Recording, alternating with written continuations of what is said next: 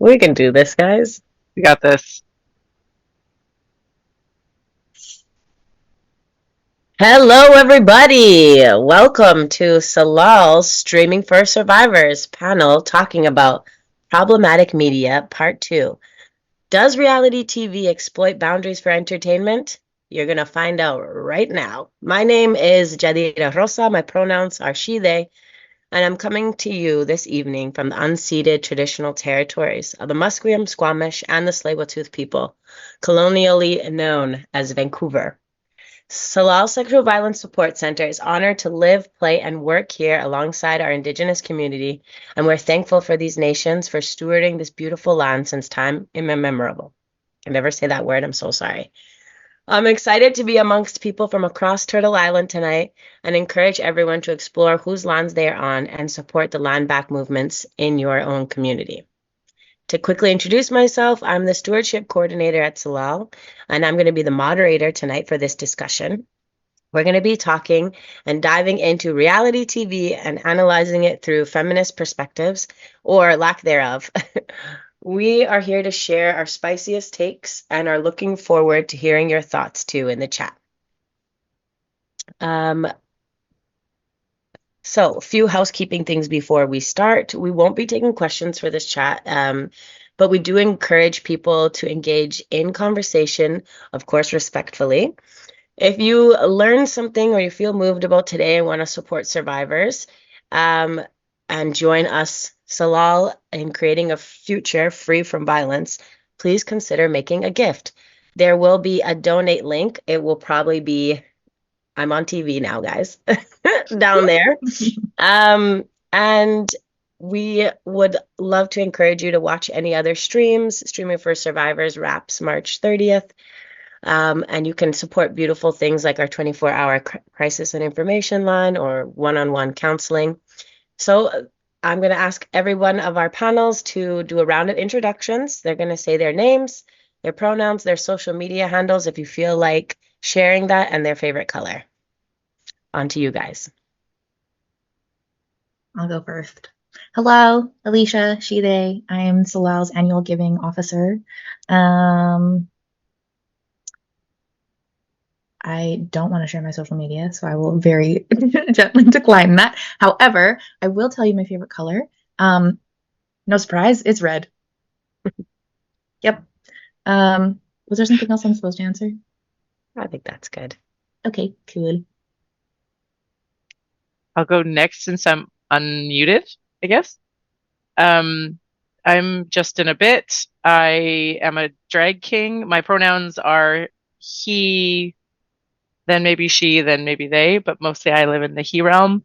And I'm a drag king. I was on season 2 of Call Me Mother. My handle is at justin.abit.dragking, and my favorite color is also pretty obvious, blue, royal blue. I can go next. My name is Jocelyn. My pronouns are she and hers. I am the Victim Services Coordinator here at Salal. I'm happy to be back for part 2 of this panel. And my favorite color is orange.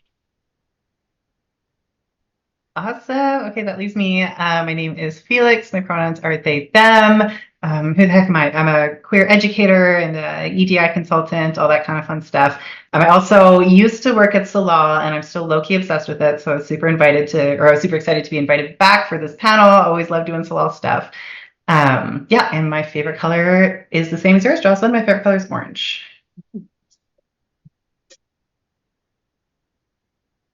Wonderful. Well, I'm glad to get a smaller window insight about you. We're going to learn more about how they think, how they tick with some of these questions coming up. So I've got the first one loaded up. Why is reality TV so attractive? Is this escapism? Are we glorifying wealth? Are we enjoying other people's drama? Are we participating in shared cultural consumption? What do we think? Why is reality TV so attractive? I feel like personally for me, I love other people's drama. I love consuming that so far away from myself. My favorite reality TV shows are like the dating ones, but I started with the Kardashians, so I feel like, that trajectory makes sense. I Yeah, I definitely. totally agree. I feel like the consumption of drama, there's something that's just so delicious about it. There's something that's so tasty. I was thinking about these questions before we started. And what came to mind for me is like, when we're watching reality TV, it is just such an opportunity to turn that brain off and to turn that critical brain off, especially. So for me, like, being on a panel thinking critically about reality TV, I stumbled on it a little bit at first because I was like, it's the opposite of thinking critically a lot of the time, which is why it's so important to like shine a light on how we could use some more critical thinking for it. But I was thinking about how, queer and trans people, kind of anybody who's marginalized in our culture, we're doing this emotional labor 110% of the time to disrupt harmful narratives. Like the amount of times, like the microaggressions, the amount of times just in your day, you're walking around the world that something you're seeing that's held up very normatively is not reflected in your internal reality. And so, I was thinking about, I do this all the time. I get home from work and I'm stressed, I'm exhausted. I've probably been talking about something about equity all day.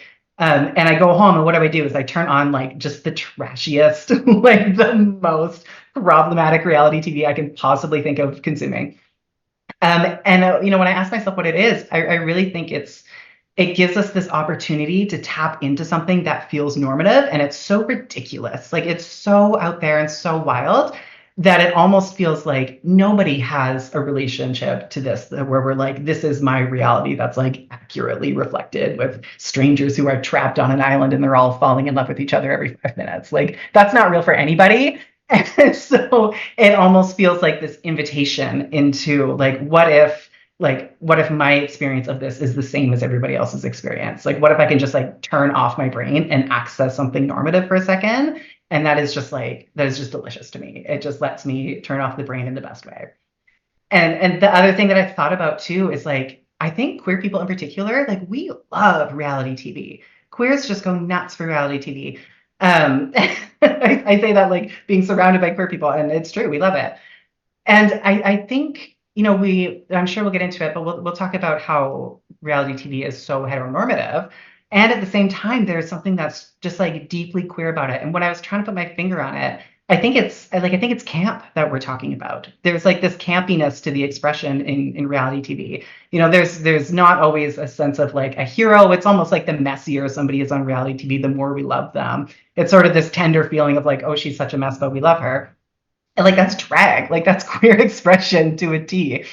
And so yeah, it feels like it's this opportunity to have not queerness, but like sort of the absurdity of the world that we're moving through is reflected back to us in this way that is just like so delicious for us to consume. And we love the drama. We love the escapism. We love to turn off our tired little brains from navigating the world all the time. And yeah, it feels what a delicious way to end the day with some reality TV. It's really interesting that you use the word like sort of like loving the drama, but I feel so I didn't watch a lot of reality TV in my life. I started with like Survivor and I loved the premise of the adventure. And then it started to become filled with drama and I was like, no. And what I find when I sit and watch reality TV with other people is the judgment filters are down. They're just expressing every thought, every negative. If I have an opinion about what they're wearing and how they're doing things, and that's not how you kiss and that's not how you love, and you should be with them, not them. And I'm like, you have no idea how much you're being led right now through this narrative that you're expressing. That's what they want you to know. And I know that this, like, we'll probably get into this more in a bit, but the judgment, like, it's just like the keyboard warriors. We're now able to judge people with no filter because we're in our home. I can just judge you. And I mean, I see that with drag, but I also see it in the real life stuff. And I feel like that's part of it is kind of getting almost that mean girl vibe. People like to sit there and have their opinion be right about other people. And when the narrative feeds into that, they really latch on. But I also see the flip side of it where we get a chance to share ourselves more openly on this, media channel, and people get to know us a little bit better. I know from a drag perspective, it's the fame. It's getting your name out there and getting known better if you're on a show where they do stuff with it and promote it maybe more than my show did. But like that's part of it is the ability to grow faster and farther than just doing what you're doing at home, at least. Yeah, I definitely have to agree with like what's already been said. I think there's a lot of just like I think joy people find in almost like being voyeurs into other people's lives, like just being like witnessing people doing like ridiculous things on TV and just eating it up because it's not in our everyday scope of like how we live. For me, in terms of like reality TV, my first like show that I really loved and was invested in, similar to you, Leash, with like romance or like dating, was like Flavor of Love. That was like the first reality TV show I like fell in love with, and I was only like I think maybe 12 when that show came out. But I remember living for like the 2 seasons, and like New York was like my girl. I was obsessed with her, and still am. But I think that show, it was obviously over the top and ridiculous in terms of like the dating and, the relationships that were forged, I think, on that show. Um, but yeah, I think like for me, even now, I still really lean into like the romance and dating reality TV because I just find it so interesting to see like couples drama. Um, yeah, and I know we're going to talk probably more about that later, but that's kind of what I find the most fun in terms of escapism. And definitely, yeah, like Felix, what you were saying before, like sometimes I feel like people who work in social justice or like are really involved in their communities in that way, like that is kind of like the go-to in terms of like escape. And it was funny that you said that because I saw a TikTok the other day and this person was writing their thesis on like why people who have very high critical thinking skills often are very engaged with reality TV. And it was like a really interesting research topic. I didn't follow them, but I hope I see more of their content because I'm really interested to see what that comes of that. But I definitely feel like that's true because most people I've met within my work are obsessed with reality TV. So yeah. It's true. There's a reason that we're like mostly Salal people here because like we think critically all day long, and at the end of the day, we all go watch reality TV. But I think it's true too. Like this thing that we're saying about like consuming other people's drama feels so true to me too. Because I mean, my favorite thing when I'm watching these reality dating shows and I watch people make just like the dumbest mistakes, like just absolutely the most, and I know it's like edited that way, but just like the most like toxic decision making and like I don't know, just like setting themselves up for failure. And I can sit there in my little bed and think, I would never do that. I would never make such a terrible dating decision. Like I totally would. Like I'm out here making my own choices too. But there's just something about the way that it's edited that like you can just see the story arc where we watch people make bad decisions and we're like, no, don't do it, or even more delicious, like I would never do that. And it kind of I think there's something to be said too about the production of reality TV and the way like it's so dramatic. Like what's the one with the rose ceremony, The Bachelor, where it's like this really dramatic drawn out scene where they're giving out roses and like choosing each other. And it's so silly and campy because like of course like it's just dating. It's not that deep.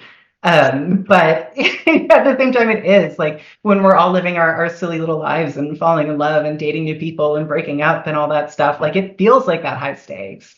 And so there's something so satisfying about watching it be like our own little internal world and our own little monologues being edited in this way where we're like, yeah, it does feel that deep though. When you're in a new relationship and you're falling in love, it feels that deep. It feels like there should be like dramatic lighting and like intense music. Like every moment feels that way. So yeah, I think it's like it's so absurd in a way that like almost circles back around and starts to feel actually real to us. Like it recreates that internal landscape in something that is just consumable. I have a few things to say about queerness in this media. First of all, talking about Flavor Flav, and the flavor of love reminded me of Tila Tequila and how that was like my first foray into like queer dating. I was like, wow, people can be queer on TV. That's me and my like 9-year-old self, like like eyes glued to the TV. It was wild. But it also reminded me, talking about The Bachelor, how so many of their problems could be solved by like implementing just like a hint of like poly principles. Like like so much of the drama and like the infighting on these shows is truly just a result of lack of communication. And it's really funny to watch as someone who like has interacted with these kinds of things and like as a queer person is immersed in the community. Like it really is just such a simple communication issue. Like, why is nobody talking to each other? I don't understand. Can I add on to that, because it concerns me, as I'm in my 40s, and I know that the TV I was watching growing up really influenced me in so many ways. You don't want to admit it, but like the TV you watched, the sitcoms that I watched taught me how to, navigate certain awkward situations, and it also taught me about how to be in certain relationships, and it was all straight, and that was really frustrating. And I didn't even notice because I was a young queer kid, not exposed to anything queer. But I'm watching this and thinking about how much reality TV now influences people on how to behave in certain social situations.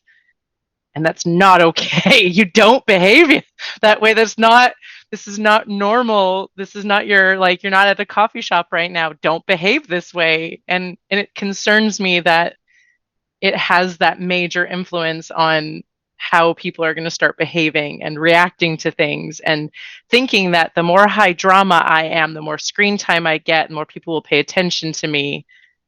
Why would I communicate when I can ghost and go online and make a big stink about it? Like, this is all influencing our actual real-time behavior. And it's so concerning as somebody in my 40s. I'm like, what? No, the children. The children. But this is like the importance of media literacy, right? Like, for some reason, we're not talking about how reality TV impacts people's real lives, and like, especially as easily influenced children consuming things like Tila Tequila didn't exactly set me up for like the right expectation of entering into like baby queerness as like a 12-year-old that was like, I don't think I'm straight. But everyone seems so scary when they're queer. It's just because I watched one show where everyone fought. Like, I wish somebody had taught me that.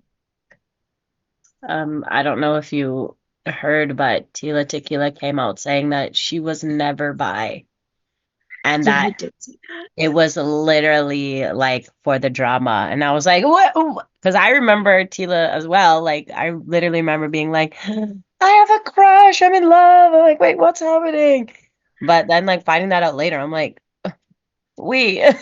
So I'm still digesting that. I don't know. Like, public service announcement, she was never fucking gay. Oh my God, I'm learning this in the present. This is happening in real time. Are you okay? Yeah, she's not a very good person. Tila Tequila is so interesting. Like, I remember having this reaction to Tila Tequila that in retrospect was just like straight internalized misogyny. Like, I was, we were judgmental of Tila Tequila. I don't know if I was a baby gay at the time or if I was like more into my understanding. But I remember having like these super judgmental thoughts, like, that's not how you do queerness, or that's not how you interact with the world. And yeah, I think there's so much to be said there about how, I'm sure we'll get into it, but just like the way that narratives are manipulated through reality TV, the way that personas are manipulated. Tila Tequila was a product that like we were all buying back then. And so, yeah, not surprising to learn that like a lot of it was fake. Like, a lot of it was just, I don't know, marketing of this like product of a person. And like, still, even knowing that, like, fascinating to look back at kind of the cultural significance of Tila Tequila. I feel like that's somebody's like women's studies thesis paper, like the cultural relevance of Tila Tequila. And if you're watching the stream, the person who wrote that, I'm so sorry that we're roasting your thesis paper right now. But yeah, I mean, we could probably sit here and talk all night about like the cultural significance of people like Tila Tequila, and I'm heartbroken. I'm heartbroken about this news that she was straight all along.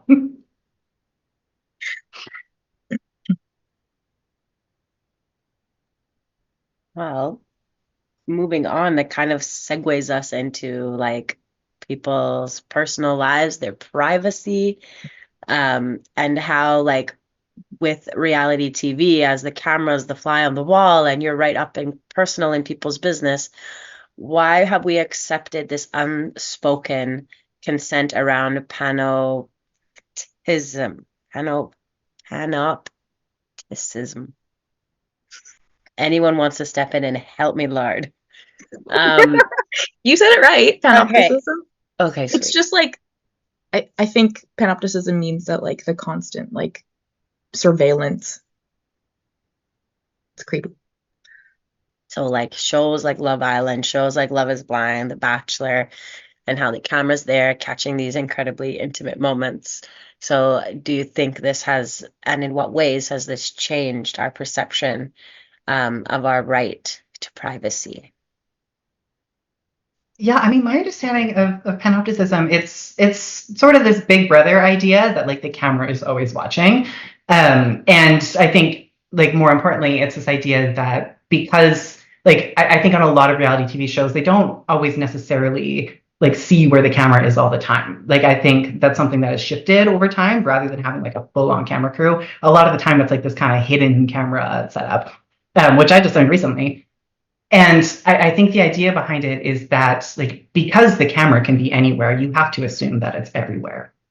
And so that's like where it kind of connects with this idea of panopticism, which is actually a term that comes from queer theory. From I like to call him Daddy Foucault, came up with this one to sort of describe this idea that when we're constantly under the threat of surveillance, we kind of turn the camera on ourselves. So if it's this idea that if you can be surveilled at any time, eventually you start to enact that surveillance on yourself. We start to self-surveil, knowing that probably, we don't know when we're being watched, so we just have to assume that we're always being watched.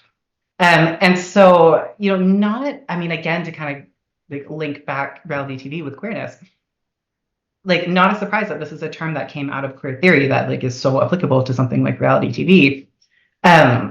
I think, when I was like, reading about this and thinking it through a little bit before this panel, reading about panopticism, I was like, yeah, that sounds really familiar to me. Like, I think queer people, it often feels like we're being consumed 100% of the time, even in queer spaces, especially outside of queer spaces. So the idea of like, there's a camera watching us all the time, for me, doesn't feel like a stretch. I think queer folks are regularly used to our consent being violated out of cis people's curiosity, out of straight people's curiosity. We're used to those boundaries being crossed all of the time. And so this expectation, I find there's often an expectation to perform queerness in a way that's like very digestible for cis and straight folks. And I can really kind of plunk that into the understanding of panopticism as well. So this idea that, fetishization of queerness and violence towards queerness are kind of two sides of the same coin. We know that where fetishization goes, violence often follows. And so there's this idea that we have to perform queerness in this like very digestible way in order to keep us safe, like really plunks into this idea of how it could show up in reality TV as well. So again, like the idea that the camera can be anywhere feels like a very familiar sense to me of like, as a queer person, I'm always walking around in the world kind of editing my presentation and masking the way that I'm showing up in order to stay safe. And so we can draw all kinds of parallels to how that could show up in something like a consent in a sex scene on reality TV.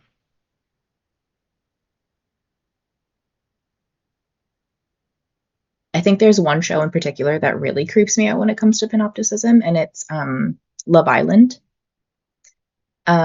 Because they have cameras in the bedroom as well. Like I'm sure this is common amongst a lot of dating shows. But in the last season I watched from 2023, there was one couple who like had the hots for each other and wanted to have sex. But it's a shared bedroom. If you're not familiar with Love is Blind, they just like put 12 beds in one massive bedroom. And so obviously you don't really have any privacy. And so like in the middle of the day when everybody was out of the room doing their own thing, they got going, but the cameras were rolling and like it was really explicit. And this is aired on public television. And I was like, this feels weird to me. Do they know? Because I'm sure on some level they thought they wouldn't air this because it's just such an intimate moment, and also like they were naked, so it was a lot. It was a lot. Yeah, I think what Felix you said about how performing queerness is something that follows us no matter where we're going, whether it's like in queer community or outside of queer community, has really been hitting me lately. This is kind of specific to the Vancouver queer scene, but like if you're not part of the party scene in Vancouver, you're not really like in the queer community. And so there is so much expectation to perform when you attend these things, even if you're not a performer. Like just as a person coming to these things, you can't just like hang out. You have to put on an outfit and you have to like what's the word? Perform queerness. And I don't know. I think it sits weird on my chest. Although I do love indulging, you know. I love going out there and being flamboyant as fuck, but like sometimes I just want to wear like my pants and a t-shirt and just watch a drag show and then go home, you know? This idea of performative behavior to be a part of the queer culture is so on the nose, because I for years was never ever considered part of anything. I went from thinking I was straight to believing I was bi, knowing I was bi, and then learning about the word pan and being like, okay, so I feel like I've landed on a term now. But I could go into queer spaces and not be seen until I had a certain haircut, and then it was suddenly people were like, hey, you're one of us. And it's like, always was, thanks, hi. Like, I'm glad my haircut indicated this. But in terms of this privacy and the way that we show up to and how we watch ourselves as a femme presenting person my whole life, feeling like that is also an expectation that I had to guard myself and watch my feelings, couldn't be too emotional, and I didn't want to get called out for being, oh, you're such a girl, and all of these parts of myself, and guarding that in how much I ever spoke out, and being on a drag show as a cis female. And I'm so sorry if I get any of these terms wrong. I'm still learning some of them, but showing up on that show with cis female vibes, being it really othered me in that group, because there was a lot of different energy completely contrary to my own, and I knew I was showing up in a different way then, and I felt like I needed to guard myself more, which really didn't allow me to be myself. And then when the cameras were on me, and they were really obviously on me, I remember at the end of the day, because of my own anxiety, kind of going to some story producers and being like, so I think I said this, and this, and I'm really worried about context, and can you like let me know how that came off? And just, oh my God, the paranoia was next level, just thinking about how I was going to be edited to make potentially these things I was already guarding so much worse than they actually were. And maybe they were nothing, but I don't know, because I didn't know what the cameras were catching, because you don't think about what you're doing. You would remember not to like pick at your face maybe, but you know, you weren't necessarily thinking about your tone. And now I know we're going to get into some of this as far as editing and stuff. It's just when you start having a meltdown and they put you into these pressure boiler situations to behave a certain way, because they are hoping that some drama might show up, right, to make the show more interesting. And then all of that guarding just kind of goes out the window. It's terrifying on so many levels. That's a really good point, actually, about like not realizing that the cameras are on you and like you don't change your tone or what you say. It reminds me a lot of like the shows that go on for weeks and weeks, like Love is Blind is 7 weeks straight of recording, and they're recording for like 12 to 16, 20-hour days sometimes. And so like at some point you like forget that the cameras are there. You just get so used to them. Which is I'm sure how they find these like really horrible sound bites to promote. The worst is when you're having super genuine moments off camera and they tell you to hard ice it, and you're just like, could you just, this is when you need to have the cameras on us all the time, because these are beautiful moments that you're missing out on, and instead you're catching all of this drama when we're all just sitting there like, can we talk now? Can we speak now? Sorry, Jocelyn. Oh no, that's okay. I was just gonna say, Leash, when you were talking about Love Island, I was thinking exactly about like Jersey Shore for me. Like that really popped into my head about like how the cameras literally were on them all the time. And I know at that time it wasn't the most revolutionary thing in terms of reality TV. Like the real world was on TV in the 90s and stuff. And like that was also like cameras were on you all the time. But I think it was interesting how like, yeah, even knowing like the cast all knew that there were cameras in every single room, and they even like designated like one room for like them to be able to like have sex in, for example. But I think it's very interesting, like Felix, what you were saying, that like people tend to self-police almost in a way. But again, like when you're in these very high tension environments, you're around these people all the time. And I know that there's been like backlash around like certain shows like Love is Blind and like Jersey Shore, where like the producers were essentially just like getting people drunk all the time in the hopes of getting some like material that was spicy for the cameras. Like obviously that's going to turn into like a different situation versus like people having like more genuine interactions, and it's not just drama, there's like other stuff happening. So that really popped into my head when we were talking about that. um but yeah, I think like even knowing that these people are on reality TV, when we talk about like the right to privacy, I feel like once you're in front of the cameras in that way, like with reality TV especially, the general public doesn't feel like you deserve any sort of right to privacy, even beyond the TV show. Like I think about like the Kardashians, for example, like they kind of have had their whole lives on TV. I didn't consume a lot of their content, but my sister did. And so I would kind of pop in here and there when she would be watching it. But the idea, even now, when like they might be acting in a private way, or like people who on reality TV and are just kind of living their daily lives, like they have no entitlement to privacy from like the general public. It's expected that everything that they do is going to be for public consumption, whether they're like going to the grocery store or like whatever.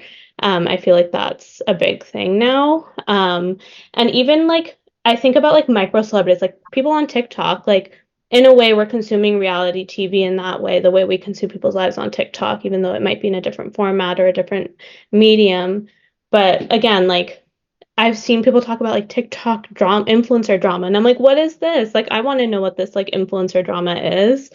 And it just, yeah, again, it like takes people's right to privacy away, when people feel entitled to that access to other people they have like no idea about, or no, not like they have no personal relationship with them. That That idea of reminds a me, parasocial relationship, I guess. the whole parasocial dynamic that I'm thinking of right now in terms of like TikTok drama is all the TikTok lesbians. I don't know how familiar y'all are with them, but throughout the pandemic, there has just been like a string of lesbians who are all content creators who've like dated everybody. And there have been a handful who have been like chased off the apps and like have come back after like 6 months, hoping people have like calmed down. Like Sedona Prince, who is a semi-pro basketball player, or used to be, I think retired now.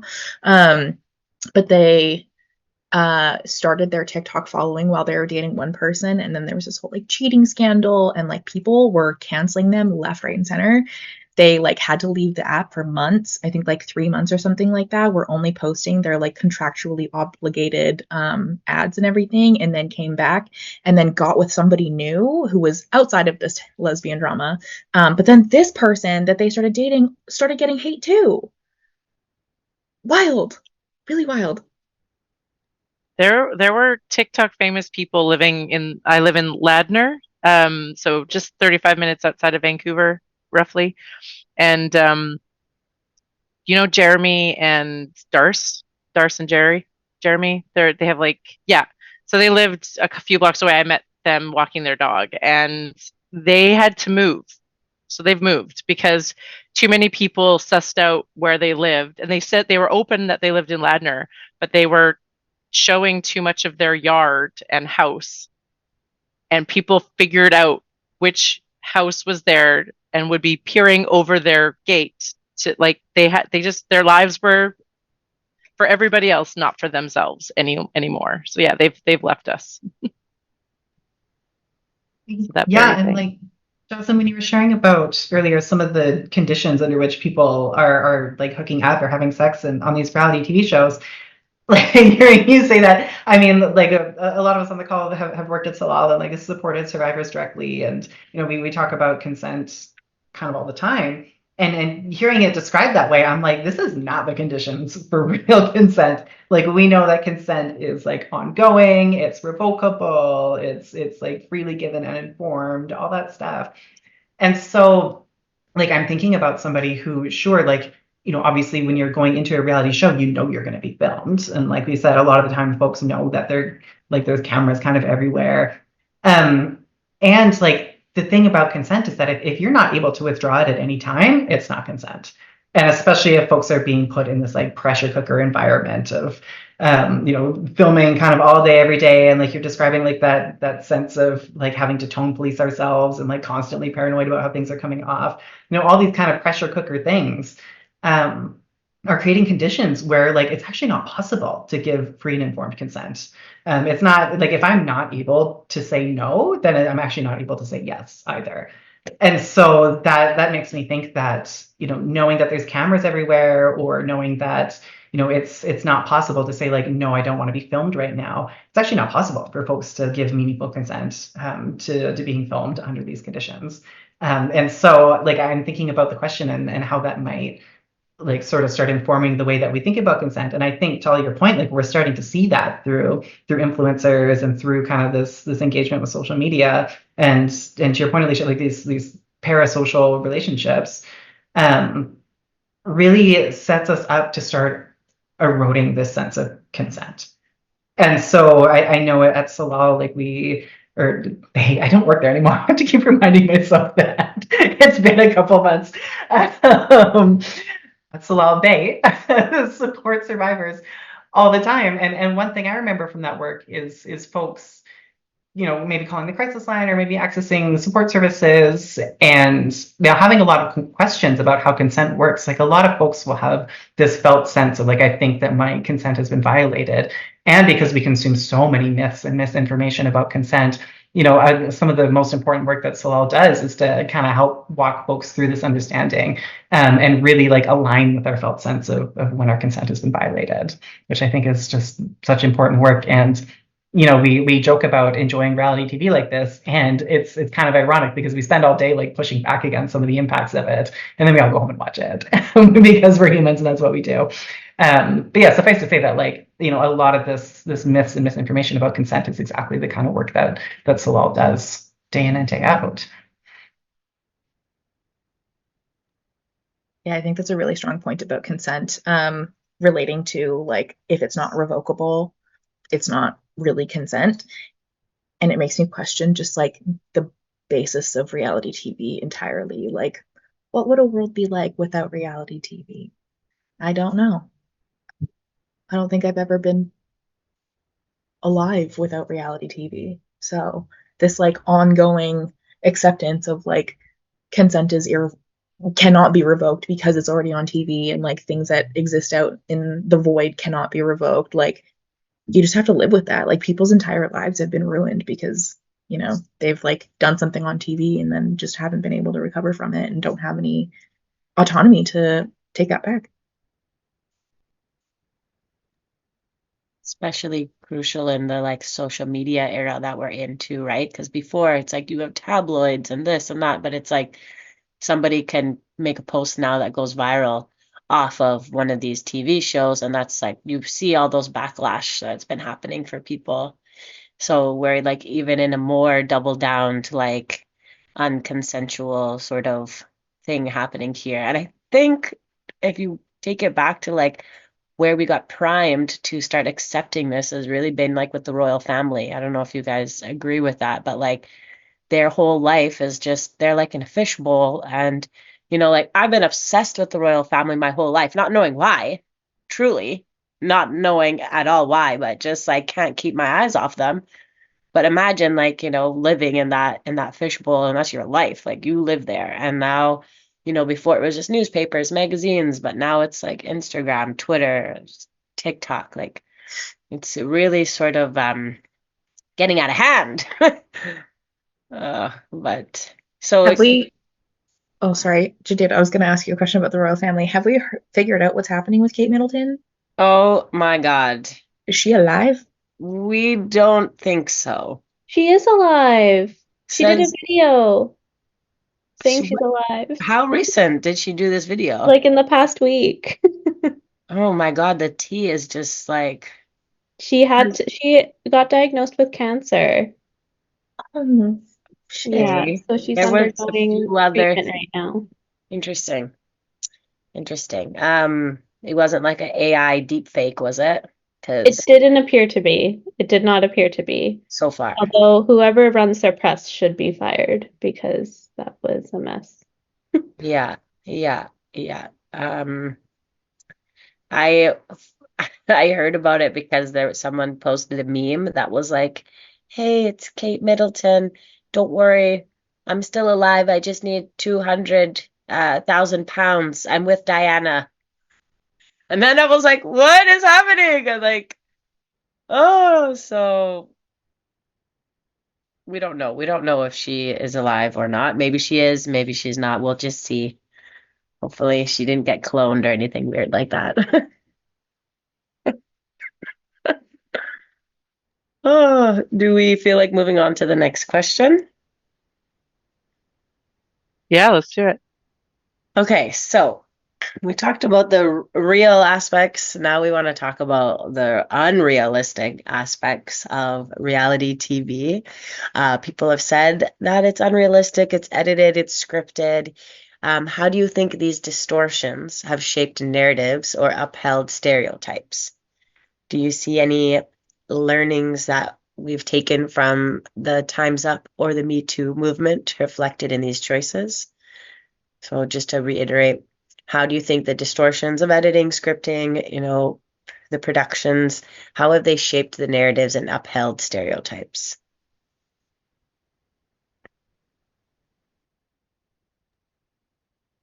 I mean, I think a better question is how have they not? Like, truly. Like, watching, I mean, I'm basing most of this on like dating reality TV because that's my reality TV of choice. And yeah, I mean, it's stereotypes top to bottom. It's, we see men pursuing women. We see, cis women like giving up sex in this way that's like, okay, you caught me. Like all these super fucked up narratives, just really top to bottom. And I don't want to like get us sidetracked already, but I'm going to. One of my favorite things about like not only reality TV itself, but like the discourse around reality TV is like the grappling with how to make queer reality TV. I find so fascinating. So I live in a bubble where I only ever watch the queer seasons of various reality TV series. And the thing about it is always like the production of it is just like a logistical nightmare. I think some producer called it a logistical nightmare, and then that was all over the internet for a while. Because it kind of is, because like how do you create reality TV where things like gender stereotypes just don't hold up the same way, where we can't have like the men on one side and the women on the other side, and that's how we're going to pair them off. Um, I I will die on the hill of we need a queer season of Love is Blind because the idea of people like falling in love and getting married in 5 minutes without knowing each other, I'm like, that's our thing. Like, truly. Like, when I say that reality TV is queer culture, I mean, I want queer Love is Blind because it's all queer Love is Blind. That is our fucking thing. And if I was telling folks before we went live, like, my deepest obsession is is niche, but it's season 8 of Are You the One? The queer season of Are You One is my absolute favorite thing in the world. So Are You the One, if folks aren't familiar, is a dating show where basically everyone's trying to pair off with their perfect person, and if they all get their shit together and they all sit with the right person at the ceremony thing, then they win $1 million. So they're all on the same team and like trying to sort it out together. And there's like the whole thing where every week they date, and there's like you get to find out if somebody's a perfect match or not, and that's kind of the formula of it. I haven't seen any of the straight seasons of Are You the One, but let me tell you how incredibly bad the queers were at this in this way that is just like so like they mess it up so many times. It's like the second to last episode, and they just do not have their shit anywhere near together. And then finally, I'm going to spoil it. Finally, one of them just like sits down and maths it because they've messed it up so many times that they can just like do it by process of elimination and figure it out that way. And it's so funny. Like it's just it really like kind of shines a light on how much like those stereotypes are upheld, like even just structurally in the way that these shows are constructed. That I mean, even just mathematically, like the moment they can't rely on like all the women are going to be paired up with a man, it gets twice as hard. So of course they don't do well at it. So I'm sure someone else's like PhD thesis out there can be about like heteronormativity in reality TV and how like stepping outside the box of heteronormativity just like implodes the whole structure of reality TV to begin with. Like the whole thing is so dependent on stereotypes that, and like these aren't even like queer folks that are disrupting stereotypes that much either. Like there's a handful, but it's still folks who like fall under like pretty cisnormative and pretty heteronormative lines. And even just like a half step out of the stereotype and the center just falls out of the whole thing and it makes no sense. Which is why I say, like, if we like messy and we love drama, please bring on Queer Love is Blind. This is my plea to the world and the reality TV producers. Figure it out. Get us Queer Love is Blind. I saw a TikTok about that. Oh, sorry. Oh, sorry, Alicia. I was just gonna say I'm surprised they haven't at this rate. Like with the amount of seasons, like how have they not? It's crazy. Sorry, Alicia, go ahead. I just saw a TikTok about Queer Love is Blind. Actually, there's like a public plea for Queer Love is Blind, and someone was like, just divide them up like dodgeball teams, 1-2, 1-2. That ruined me.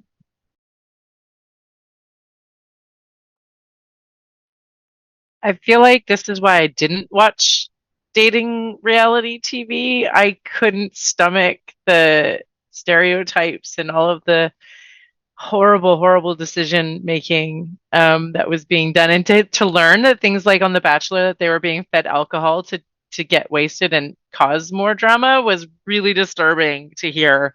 But I think it was actually what really put me off of reality TV. And then if you actually go to Out TV and watch their reality TV, you're just seeing body parts. It has nothing to do with talking. Like there's that one dating show called The Naked Truth. And I walk into my local gay bar and it's just up there. I say local, it's downtown. It's downtown on Davie Street. But you walk in and there's just dong on the screen and you're just like, what's happening? What is this? And it's The Naked Truth. And it's basically people being fully judged by their naked body parts as to whether or not I'm attracted to you. I think there's like an element of talking, but I'm in a bar. All I'm seeing are body parts. I don't know. But it seems to shake some of. Is that shaking a stereotype or is it also enforcing it? Like, it's really hard to know what side that lies on. But dating is confusing in general. And I find watching how people do it on TV maddening because I really do feel like people take this into their real world living and think that this is how you're supposed to behave. And it's just not. Leave it on the TV screen. Yeah, all of that drama is just icky. I don't know how people do this. I appreciate that question about the body parts and whether that's breaking stereotypes or affirming them. I think it depends on who is looking at it. Because if it's queer folks looking at body parts, we're like, yeah, breaking like stereotype, like free the nip, you know, like let's depoliticize people's bodies, which is great. And also like a lot of queer folks in queer community is sex positive, and so like we appreciate the like artistic nature of queer bodies and things like that. But if you're like a conservative right-wing Christian looking at a queer person who is like at a bar with a bunch of naked images everywhere, it's kind of like, oh yeah, that's affirming that the queers are hypersexual, blah blah blah.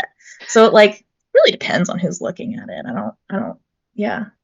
Fair. I think we should just be naked if we want to be naked. They very much are, yeah. Exactly.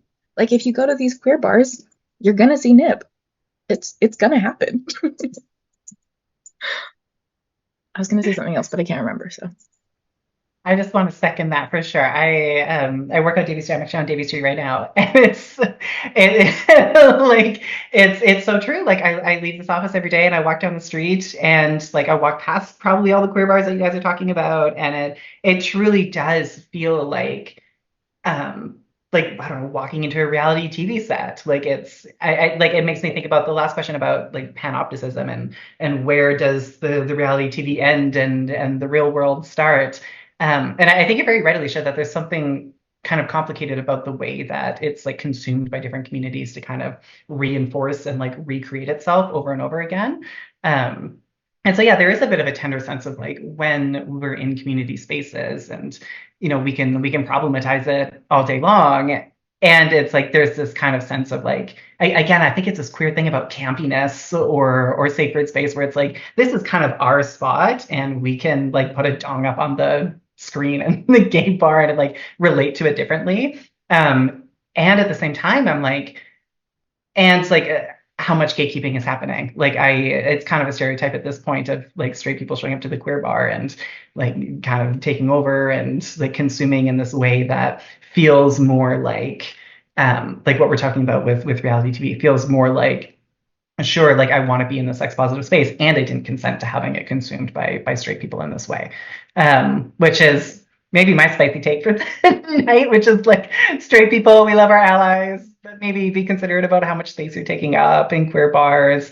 And if you're having spicy feelings about like the consumption of sexuality in something like reality TV, it's not that much of a further step to think about the way that we're consuming queer sexuality in queer spaces. I love what you're saying about the fact that it is very much like, yes, you've walked into a gay bar, welcome. And like, of course, this is, don't be surprised by what you see. But I also found and feel like all of that judgment, and there's so much in queer space about body imaging and expectation around body imaging and the stereotypes around what's hot, what's not, and what's okay and what's not. And so seeing stuff like that sometimes feels like we're just furthering that stereotype. We're just furthering these problems of body image and the standards that we're expected to have. Straight, queer, not, like body image is a problem. But in these queer spaces, there's a lot of that. And there's so much body shaming. And so to see a show that's so explicitly based on body attraction, it feels mind-blowing. Are we not trying to move away from this? Or are you in fact choosing enough of a variety of bodies to really give people a fair sense? Or are you exploiting them because you have these different body types on here that are already being judged, and now we're being vulnerable on TV and getting extra judged by our queer audience on TV? Talk about no privacy. Now everybody's seen my dick. Pardon me, but like everyone's seen my dick. I'm never going to date again. Like that's it. That's all. Shit. That's crazy. And you think that you're doing this favor by being vulnerable and putting yourself out there. But it's what people do with that vulnerability that matters. And as we've all kind of said, people can be really harsh because we're sitting in our living rooms and you don't even think that you're judging, but you are. You're like, woof, too much hair for me, or woof, where is it? Grower, not a shower, whatever. Like there's just so many phrases that come to mind that could occur with these shows and these stereotypes. But yeah, that's oof. I love to see the body positivity, but I don't know that that's where it's going as much as it should. Yeah, and I think there's something to be said too about like the way that consent is performed in reality TV too. Like even if we can like suspend our disbelief around the cameras and all of that and just like sink into this narrative for a moment of, yeah, sure, these two people are hooking up because they just feel really great about it. I think there's like a very kind of normative understanding of how consent works that is being kind of recycled over and over again through reality TV. Like, you know, I often share that when I was a little baby feminist growing up, like first we had no means no, and then we had yes means yes, and yes means yes was like an earth-shattering thing for a while. Like it feels cringe, but I remember my little baby self showing up to the first slut walk in Vancouver and being like, "This is the ultimate of how consent should feel." And I had like, you know, I have some more critical thoughts about that now, but be gentle. I was like 22. But yeah, I feel like there's this way that consent gets portrayed through this sort of like enthusiastic consent model that is lovely, and I would love to live in that world, and we just don't all the time. So you know, the sort of spicy feelings that I have about this like super enthusiastic consent model is that like that's not something that's accessible to everybody. So a lot of survivors like this idea that we have to be fully embodied and like fully enthusiastic to meaningfully consent to something, that leaves out a lot of folks with trauma around sexualized violence. That leaves out a lot of the way that sex workers navigate consent. It leaves out kind of anybody that's not like access to that full-bodied yes is not accessible to them, or who like, you know, there's like more going on in their decision to consent, like with the example of sex workers. Like folks can absolutely consent to doing sex work, can absolutely consent to like having sex for money, and that doesn't feel necessarily like a full-bodied yes, I'm doing this because I just really want to fuck this person in front of me.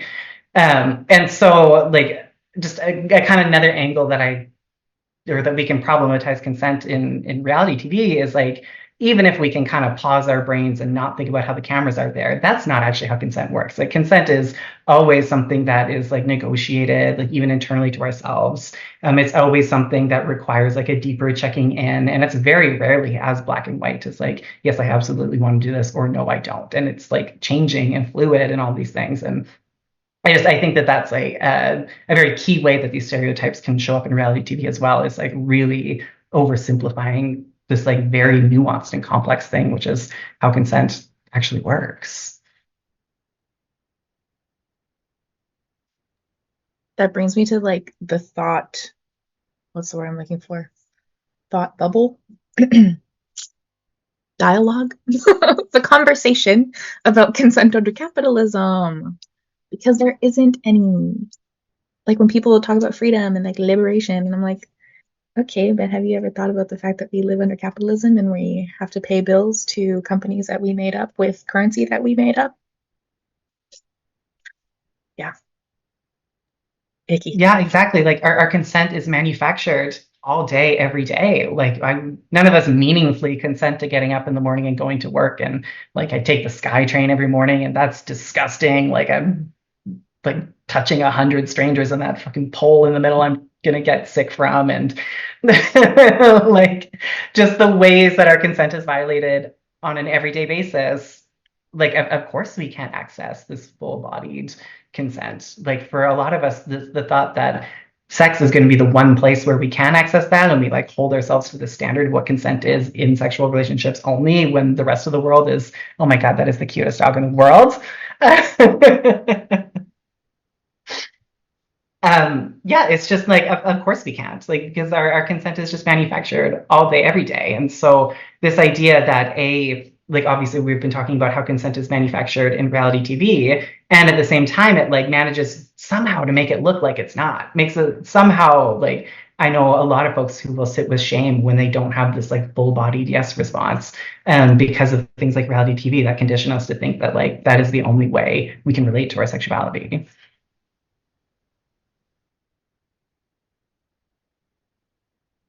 I'm gonna be so real. I'm so excited about that dog right now.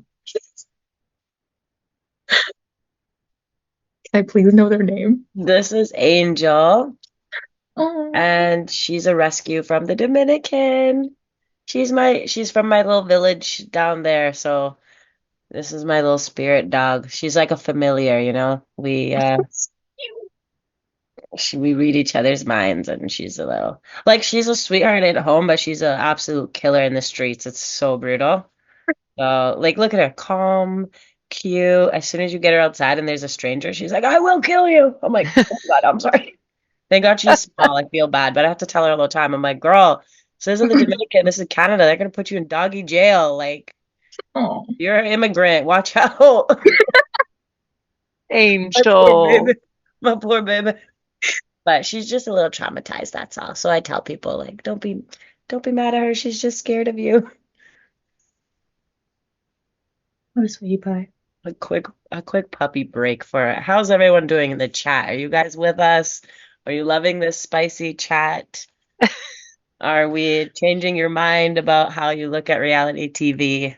If so, donate because that's what we're here for. We're here for some donations to help survivors. You know, $40 will enter you into a prize raffle with over $100 worth of value. I was almost going to say worthiness. That's not a word. But yeah, we're getting close to the end. We have one question left, but maybe after this question we can just have like a little free, maybe we could do a little free flow of like final remarks. But last question is, oh, actually, before we move on, Joss, I don't know if you got to speak on this point and if you'd like to chime in. Oh no, I was just it's interesting. I think all the points that were already shared are very close to what I was thinking. I think the other thing I think about is that reality TV, because it's so straight, like we've already talked about, the way that like we even like conceptualize relationships or like hookup culture or whatever is very much through a heteronormative lens. And I think like Felix has already touched on it, but I think when we even think about like consent, yeah, it's just not present. And of course, like consent isn't just something that exists within like a sexual context. Of course, consent needs to kind of permeate every aspect of our lives. And as a society, I don't think we're there, we're there yet. But I think like it's interesting because I know like we've talked about like movements around wanting accountability from perpetrators who cause harm. But I feel like that doesn't really exist within the reality TV sphere. Like I feel like harm, it doesn't necessarily need to be like sexualized violence, but harm does happen within like reality TV shows. And like it ends up becoming another plot point for consumption as opposed to like people trying to get accountability from each other. Like I find like if there's harm that happens in like a TV show, and let's say there's like a recap or reunion at the end of the show, that gets like unpacked as like a plot point and like oh, like, do you have anything to say to each other? Like, what's like, it's just this manufactured idea of accountability that doesn't actually lead to anything useful or like repair of harm. And it's just for audiences to be like, oh, what are they going to say about this like piece of drama that happened? And like, are they going to address it? As opposed to, yeah, rectifying any like harm that actually happened. Um, so yeah, that was just my thought on that. That reminds me of I don't know if anyone watched this last season of Love is Blind with Trevor. Trevor, how could you do this to us? We were all rooting for you. Yeah, horrible. But like zero accountability. He just like he was like, I would like to leave now, and just got up and left. And like I'm sure I haven't looked, but I'm sure he's getting dragged online now. And if anything, that's just gonna like push him underground, and he's just gonna continue to be a shitty person, but do it in like a quieter way. Especially when we all like felt for him, like he put on such a good show. I did hear that in one of the last seasons, and I can't remember which pair it was, but one of the girls is suing Love is Blind because the guy that she turned down literally stalked her after, and they don't do any criminal record checks, like, which to me is like, that's just not to say like whatever criminal checks. I'm sure like it's not that. It's just like background checks, people like are, like where's the safety? Like, first of all, there's no consent, there's no turning the cameras off barely, and then you're gonna just have like who knows who the fuck anybody could be. Like it's so it's so dangerous, really, when you think about that. And it's like now you've made this like connection, and then like I can't, like that's just it. Like now like where's the accountability? And not the producers. I'm sure they had it written into their forms, that they're not liable. Like once you're off the show, they're probably just like, we're good, right? So And again, teaching the people how to be when we have those reunion shows and things are handled in a shouting match because it looks more yeah, interesting. This is not a way to call people in. This is not a way to find accountability for actions. Screaming at each other until everybody gets so exhausted by your screaming that it just dies down and then we move on. Literally, there's no resolution. Nothing happened except for you yelling at each other. Just so everybody knows, it's not at all how to handle conflict. yeah. And It's the Jerry yet Springer method, that nothing good will come of it. except for clicks and somebody getting paid. Ugh. Well, that's exactly it. Like I think, when we think about like justice and accountability, like I didn't watch this current season of Love is Blind, but I have seen clips of whatever drama that was with what's his face. But yeah, like when we think about like justice or accountability after something like sexualized violence, really, like if we want to break cycles of harm, it's about changing the conditions, it's about changing structures.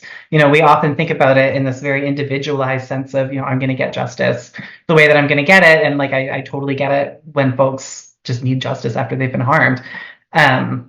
And in this case, it's like, of course, they're not going to change the structure of how reality TV works, because that's like it's doing exactly what it's supposed to do. It's manufacturing consent. It's like setting folks up for harm in this way, to your point, Jared, about how it's going to get clicks, it's going to get attention. And so, yeah, like I can't imagine anything that would look like accountability in a reality TV setting, because of course there's zero interest in changing the structure of how it works. And so, yeah, like it's just like it's so contradictory to the point of reality TV that I can't imagine a world in which there could be meaningful accountability to harm that happens in a reality TV setting. This is making me question if there's ever been a reality TV show that was canceled for being too problematic. This reminds me, actually, this is just coming to mind, not canceled, but there was one season of Survivor, and I can't remember for the life of me which one it was.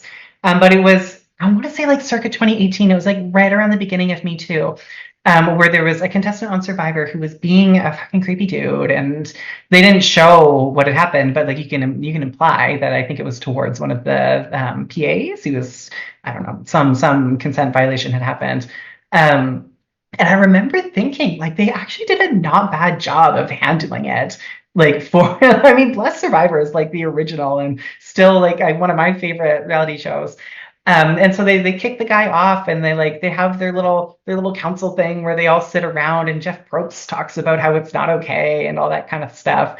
And I think that's the only example I can think of a like harm that was really named as sexual harm on a reality TV show, and then like was addressed in a way that I'm sure like wasn't perfect. And I like have no idea how the other contestants felt afterwards, or this person who had been harmed like on the crew. And I remember sitting, this was like during lockdown, I was sitting in my shitty little East Van basement suite watching this. Um, I remember thinking, like, wow, Survivor, of all the places you would think might do like a half decent job of this, Survivor did. So if you're looking for, I have no idea which season it is, but if you're looking for an exception to the rule or something that might feel a bit better, Survivor, it's always the best one. That actually reminds me of another time, also on Survivor, where there was a trans mask person who I think was like being misgendered or something like that by another contestant, and they kicked that contestant off. Like, good job, Survivor. They've learned something in like the 30 something years that they've been airing, so good job.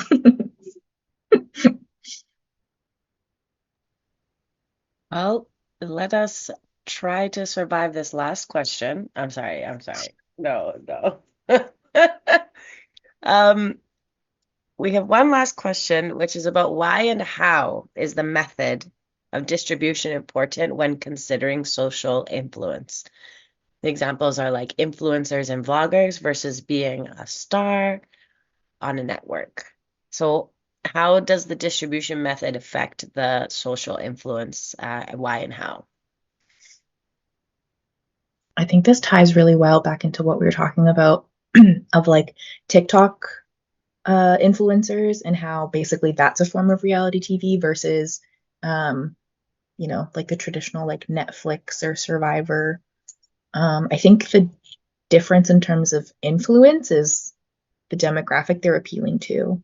I feel like there's some pretty obvious, like Jojo Siwa, for example, is an influencer on TikTok, does a lot of like day in the life kind of things. And a lot of her audience is like these kids who have grown up with her. And so that's actually making me question how, because she was also involved in like the lesbian TikTok drama, which like you would never expect, but she was actually quite like deeply tied into it. But it makes me question how that influenced like her baby queers that follow her and like watch her get involved in this drama versus like how I would watch, I don't know, like the Queer Ultimatum, for example, and like relate to one of those people, but say like, I know I'm my own person, so it's okay. Like, yes, I see parts of myself in this other person, but it's a dating show. It's separate from me. And so I don't know, that influence is, I feel like, so definitely importantly dependent upon who it's appealing to.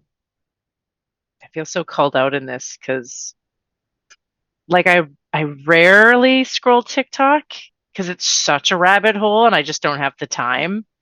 I post really bad videos on it and then I leave it in like a couple of minutes. And it just what you were saying about the reach and who you're trying to appeal to.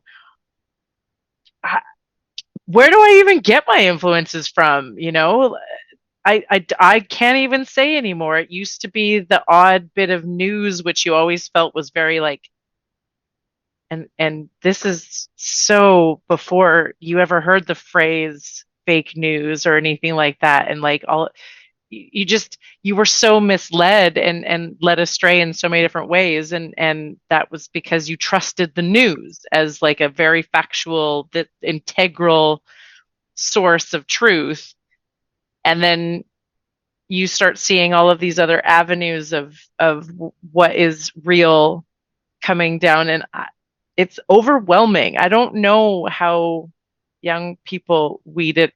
God, I'm not that old, but man, I really don't know how younger people are coming through the weeds and understanding what to believe and what is reality and how should you shouldn't shit on yourself, but like what is society norms or how to behave these days because again that's really what it felt like media and influencers taught us and now because of reality TV you see like okay there's baking shows and how to be a good baker and there are some reality TV shows that are positive and have a positive influence but then there's all of this other stuff which is much more interesting and consumed at greater pace that teach you a very different way of lifestyle and impressionable people are taking that onto themselves and believing that this is the way that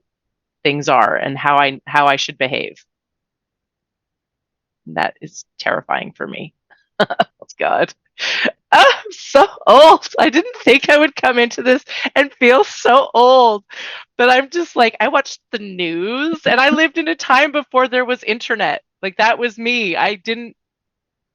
Like, we didn't have a computer in my house until I was in my teens, you know?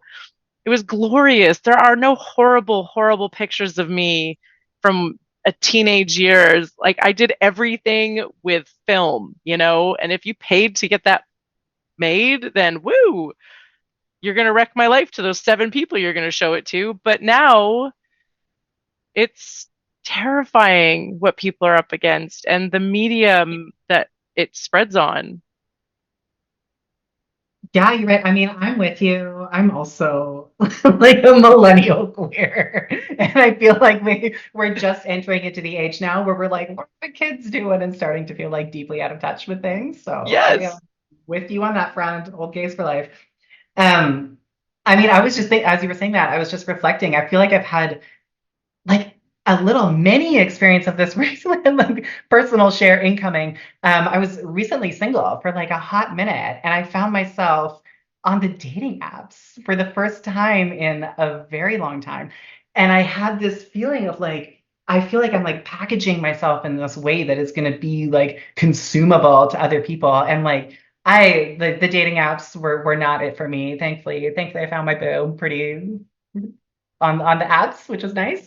Um, and this idea of like I'm sitting there and I'm swiping and I'm just like consuming people. And I know that all these people on the other side of the screen have had the same experience of me of like picking the right 4 pictures that are gonna look cute and package you in this certain way. And it's like I feel like through reality TV, we can spend hours and hours watching somebody and we walk away with like a snapshot of who this person is, that could probably be summed up just as well in a dating profile. And so yeah, I think to your point, us, I mean, like you said, we're not even old, but older than the folks who have grown up with the internet. It's almost this experience of like it shines a light on how kind of dystopic and messed up it is, to kind of grow up or just be so immersed in this sense of like, yeah, of course we're being consumed all the time. That for a lot of us, that still feels like a very dissonant thing. Thank you so much for that validation. That was really nice. I really needed that following that. I learned I came out of a long-term relationship. I didn't need dating apps, and that was where I learned the term pansexual, because I had advertised myself as bisexual, and then somebody came along and they're like, just reading your bio and it sounds like you're actually pansexual. And I was like, hi, hello, nice to meet you. Are we gonna, okay. And I just learning about yourself in that way, it was both nice, and I'm glad I am more educated now, but it was really alarming to be educated that way as well. Yeah. I feel like with um like accessing people, like something that was rolling around in my head when this question came up is that I feel like for like social media, for example, we've never had more access to other people than we do right now. And so I think with that, like people feel entitled to, of course, like we've talked about all of this, the ins and outs of like other people's lives who they have no personal relationship with. And I feel like because of that, those people have a greater influence on other people's lives because we feel so intimately connected to them, even though we're not technically. Um, and so I think like reality TV, I think if like someone who maybe got popular off reality TV then goes and creates like let's say a personal brand, for example, like they kind of build themselves up on social media, like that obviously is going to increase their influence amongst like viewers and like the general public. Yeah, and I just think that in itself, like I've heard a lot of like talk recently because there's been so much coming out around like shit that's happening in like Hollywood, for example, and like these traditional arenas of entertainment. And there's been like a reckoning over the past like I would say near decade, like I think there's not as much faith put into the people who are a part of those circles. And so we find more authenticity and like enjoyment out of like consuming people who seem like regular or like more normal as opposed to, yeah, like the traditional Hollywood celebrities because like Hollywood is straight up fucked right now. There's just like so much fucked up shit happening. And so I think people are just so like disillusioned by that and disgusted by it. Like I personally am. I'm someone who like loved Hollywood celebrities and like just seeing, I think the level of like narcissism and like lack of acknowledgement of things that are happening in the world, like all of that combined, I think it really like disillusions people. Um, Whereas you have like influencers who might be using their platform for things like that or whatever. And so that feels better and like yeah, more comforting, I guess, to consume than like people in Hollywood who probably don't give two shits about you as a consumer of their content. So, yeah. That's such a good point. There's like that whole I can't remember the word I'm looking for, but like people are talking about how Hollywood is like so fake, and that's why like reality TV got kind of pedestalized. Was like these people are being real, and like if you think of like OG reality TV people, like the Kardashians, for example, they're kind of like one of the bigger families that really established their entire empire on reality TV.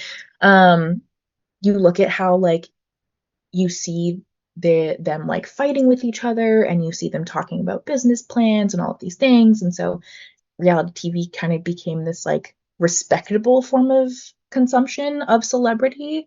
But then obviously Hollywood started getting involved in reality TV, and it's warped it to what it is today. So it's just such an interesting like overlap between the two. I think the flip side of it too, though, is like I'm thinking about. I mean, I can only imagine having like I'm not obviously a reality TV star, but I can imagine the difference of being somebody who's on reality TV versus being someone who's like contracted on a network. And like what I've come to understand is that like when your season is up, like you're done with that network. Like the care, like you're just like exposed to the public in this way, in these really vulnerable ways. And then afterwards, you're just like dropped in this way where there's like, we were talking about accountability, forget about that. We were talking about like follow up on people's wellness after, forget about that. And I know like some TV shows, like I think Love Island has been on a bit of an arc of trying to do a better job of taking care of their folks afterwards. And it's like still not a thing. So it's, we the public are consuming these reality TV stars, and also these networks are too. It's truly just like you're in the door and then you're out the door, and there's not like that responsibility or there's not accountability to folks afterwards, having just like exposed themselves. And especially if you're an influencer, now everyone knows your social media, and good luck out there kind of thing. So like I hear you, like it can feel more palatable to us on the receiving end. And I think like that care for the folks who are in the show is like quite different or non-existent. It's definitely different, and very much the minute our season, in fact, throughout the season, we did a psych evaluation before we had to do our show. But they're based in Ontario. For Call Me Mother, we were flown to Ontario to shoot. And so for some reason in BC, I couldn't talk to the therapist and do my psych evaluation before being flown out to shoot my season. And then while I was there, I needed help. I was like, you're isolated, you don't have any of your normal coping mechanisms. And if you're neurospicy like I am, it's like, well, I don't have my stupid phone game that I would normally turn to, or my person I would normally talk to. How are you going to help me through this crisis? Because I am under pressure and not sleeping properly, and I'm doing much, much longer days than I'm used to, and I'm confined to a room when I'm not filming. And you're asking me to do these incredibly strenuous tasks, and so it's like, okay, write a comedy routine, which is not something I do. And at the same time, this guy's going to come over and interrupt you to check your microphone. And then this guy's going to come over here and tell you that in 5 minutes, you got to go down and do your talking head moment. And it's just like, you get snappy and you get like, this is not me and I don't know how to handle any of this. And then on top of that, when we had our reunion show, I won't say any names, but one person apparently had something that they wanted to talk about, but they saved it. Months went by from the end of our actual filming to our reunion show. Months had gone by. And then they filmed this reunion show. And that was when this person chose to bring up this issue. And it's like, well, no, this is not a real issue, baby. Because if it was, you would have brought it up with me and we could have handled it like people. This is airtime for you. You're sitting on this non-issue to create a moment for yourself.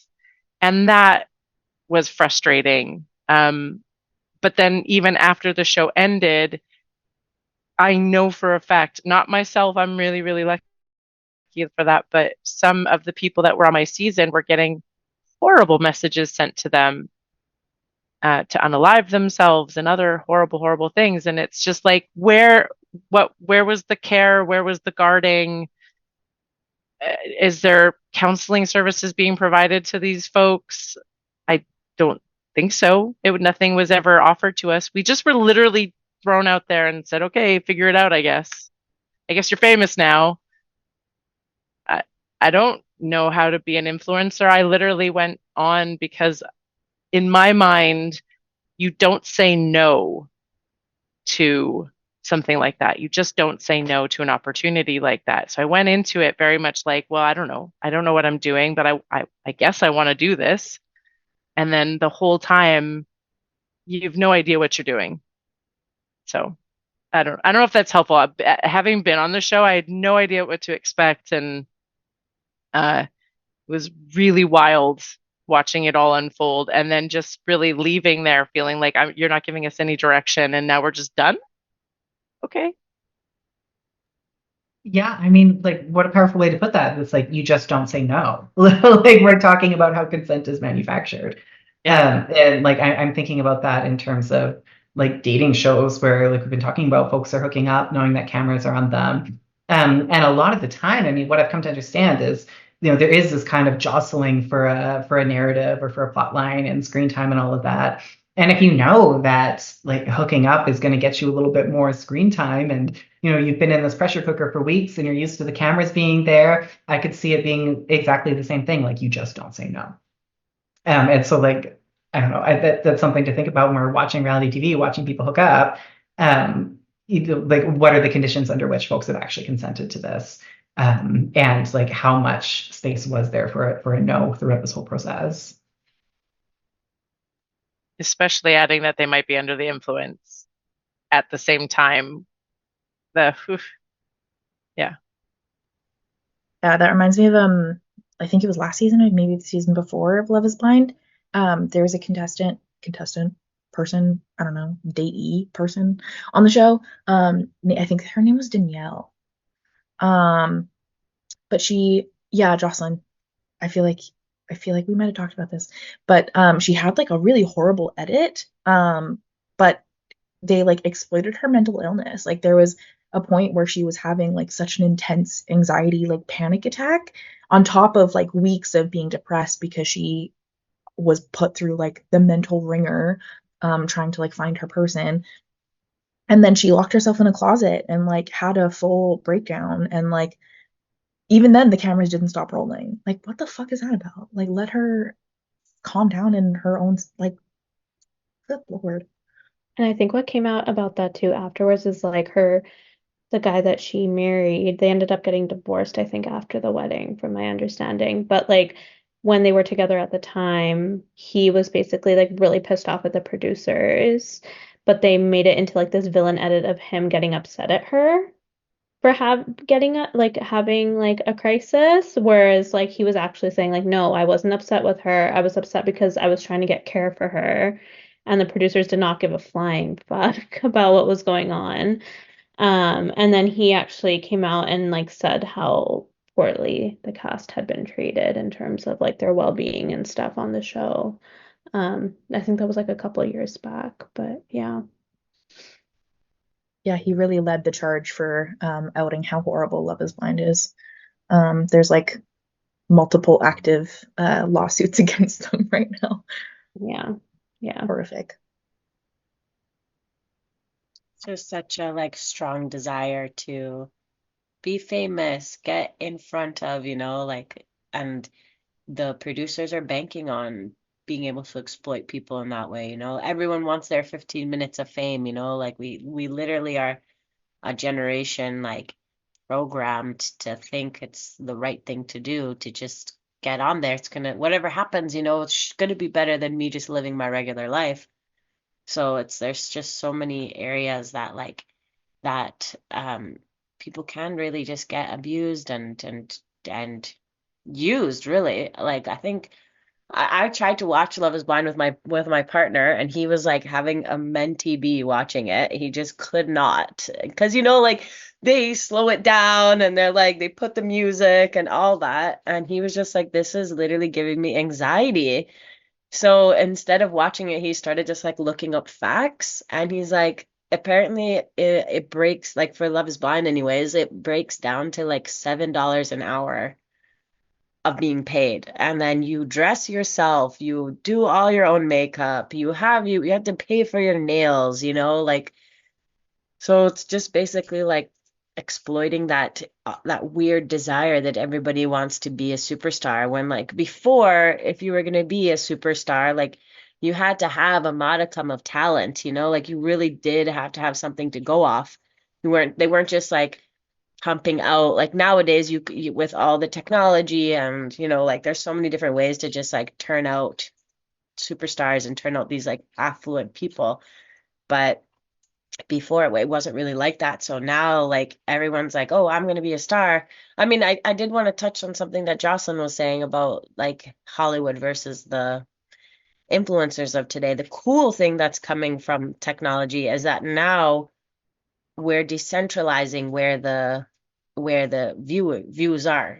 Before, like if you wanted that cool look, if you wanted the views, you wanted the attention, like you had to go through people like Hollywood. You had to go through these people who had the monopoly on the tech, the lights, the action, all of that. So the cool thing is that now influencers can be anybody with a good camera light, and their iPhone or whatever, right? Like you have influencers all over the world doing their work and talking about things that don't just have the agenda of that monopoly Hollywood and all that. So we are kind of moving into a new era, which I think there's some really cool benefits from that side. Anyways, we have about 10 minutes left. So this is the final remark.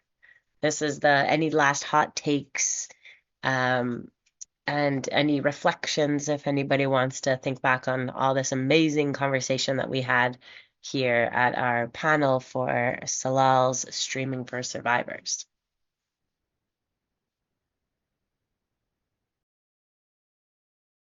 I think I have like one hot take that I'll just share, like a small one. I think like people need to stop shitting on reality TV as being like a lesser form of television.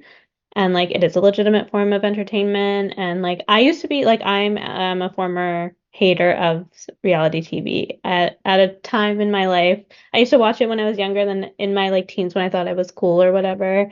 I used to shit on it a lot. But like it's a legitimate form of television. It's a way to consume entertainment. Everything we consume to a degree has, this level of performativity in it. Like, you know, let people enjoy what they want to watch and stop like judging people based on their choices of entertainment. It literally does not fucking matter.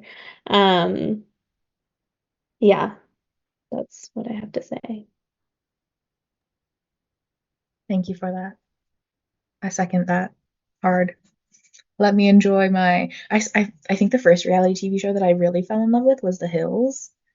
I don't know if any of you remember, like Lauren Conrad, Laguna Beach. Heidi and Lauren fight was epic. Epic. Epic. Literally changed my brain chemistry as a teen. To this day, I am an avid, like, I will fight Spencer Pratt on site. Like, he's a horrible person. Anyway, I'm not going to go on my Spencer Pratt rant because I don't think he deserves that airtime. I'll leave it there. Yeah, I mean, I'll third that. Like, I think, we've talked a lot tonight about like what's wrong with reality TV. And I really hear you, Jocelyn, that like, sure, we could probably point out what's wrong with like every kind of media that we're consuming. And at the end of the day, like we're all just trying to live out here. It's I hope that the takeaway from tonight is not that folks like feel bad about watching reality TV because we live in a world like where we said like where consent is manufactured, where we all just got to turn off our brains at the end of the day because we're living under capitalism, and our agency in this is actually quite restricted. So watch your reality TV, get into it, love the drama. I mean, my other takeaway from this is like, again, I will die on this hill. My queer season of Love is Blind, we deserve it. We need it. Like, please give it to us. And if you have not watched season 8 of Are You the One, you're gonna, after the stream is done, you're gonna close this window, you're gonna open up Crave, you're gonna look up Are You the One, you're gonna find season 8, and you're gonna have a great time because it is the most delicious and satisfying piece of reality TV I think I've ever seen. And it's like, I feel like I've seen it. I think I watched it 3 times now, and like to the point where I know, like it's a lot, but like it touches on internalized homophobia. It touches on like these queers like grappling with gender roles in their community, and also it's like all the drama centers around this like white trans masc fuckboy, because of course it does, and it's just like the perfect blend of like delicious with some angles to it that you can actually dig into. And I don't know, Danny and Kai, I'm about it. I love it. I stan it every day. So highly recommend. Did you watch the queer season of The Ultimatum? I started it. I'm gonna be honest, I started it, but I like panicked halfway through because it's too much. Okay. Like we can't handle it. Like, Okay. I was gonna ask, I was like, how do these two shows compare so that I get like some sort of reference point for how painful it's going to be for me to watch Are You the One? But I'm glad they're nothing alike. I mean, that's what I struggle with reality TV. It's like the fighting is hard for me, and what I love about Are You the One is that they're all on the same team. They're working together. So if you're like get stressed out with the yelling, I recommend Are You the One as a softer alternative. Oh man. I feel like my hot take is that this is a room full of critical thinkers who use reality TV as escapism, like as a light part of their day, whereas I feel like it's really important that people understand maybe, and if before you go watch your reality TV, go Google what critical thinking is.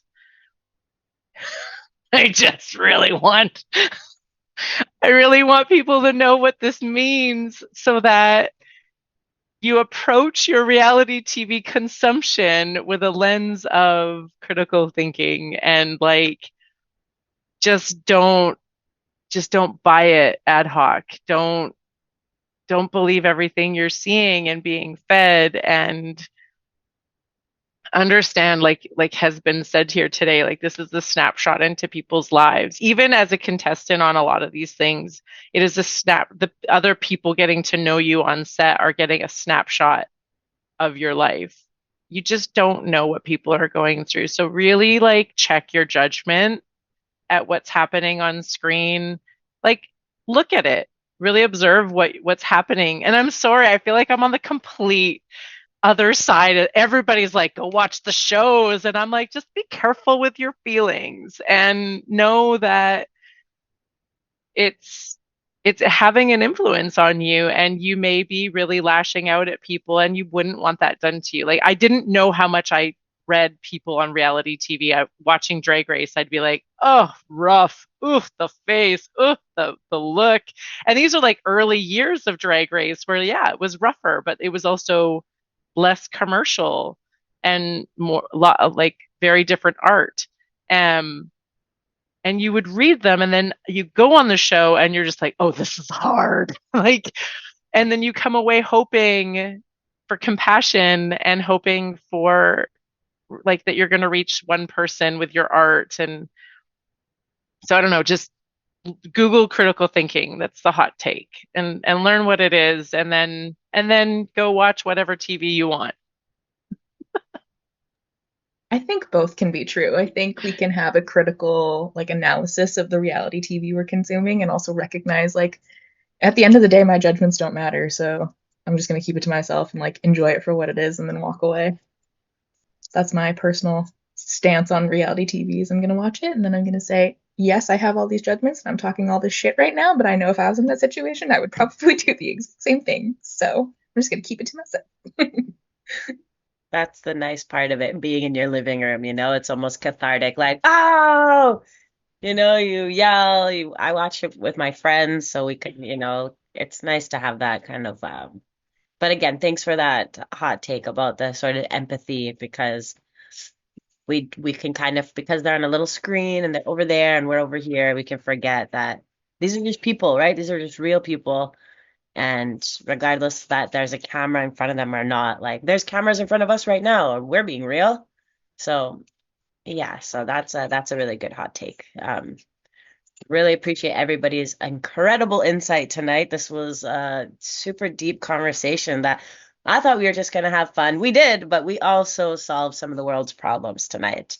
So if you're tuning in today, we really appreciate you. We're calling from Salal Sexual Violence Support Center for Streaming First Survivors. This is our 4th year. Please donate. All your donations go straight to supporting survivors.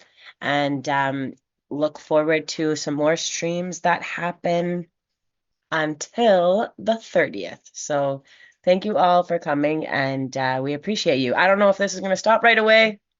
Awkward. We could do a little awkward intermission dance. Hopefully it stops, but really great talking. If anyone else wants to say a piece, but yeah.